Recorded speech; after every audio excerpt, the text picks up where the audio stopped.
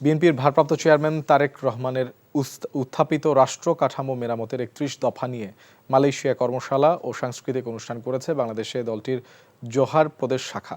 Malaysia থেকে কায়সার হামিদ হান্নান জানান, বুধবার বিকেলে জোহর বারুর বাজরায় ওয়াটারফ্রন্ট হোটেলের বলরুমে আয়োজিত কর্মশালা ও মনোজ্ঞ সাংস্কৃতিক অনুষ্ঠানে ভার্চুয়ালি প্রধান অতিথি ছিলেন বিএনপির জাতীয় স্থায়ী কমিটির সদস্য নজরুল ইসলাম খান।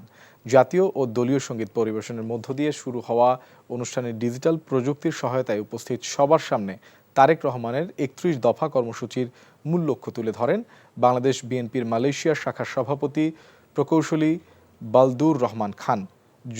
জোহর প্রদেশের বিএনপির সভাপতি মোহাম্মদ জয়নুল আবেদিনের সভাপতিত্বে ও প্রচার সম্পাদক রহমাতুল্লাহ সঞ্চালনায় কর্মশালার শুভেচ্ছা বক্তব্য দেন জোহর বিএনপির উপদেষ্টা ও মালয়েশিয়া বিএনপির সহ সভাপতি MJ আলম। অনুষ্ঠানে বিশেষ অতিথির বক্তব্য দেন SM রহমান তনু, মোহাম্মদ আব্দুল মান্নান, মোহাম্মদ আমিনুল ইসলাম রতন, জসিমউদ্দিন, রমজান আলী, হাসিবুর রহমান শান্ত সহ জোহর প্রদেশ বিএনপি শাখা, অঙ্গ ও সহযোগী সংগঠনের নেতাকর্মীরা।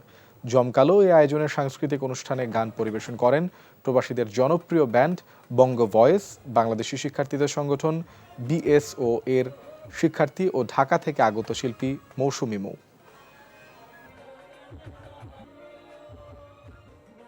বান্ডেল থাকলে প্রতি সেনমানিতে টাকা বাঁচবে। বিকাশ সেনমানি বান্ডেল কিনে জিতুন প্রতি লেনদেনে।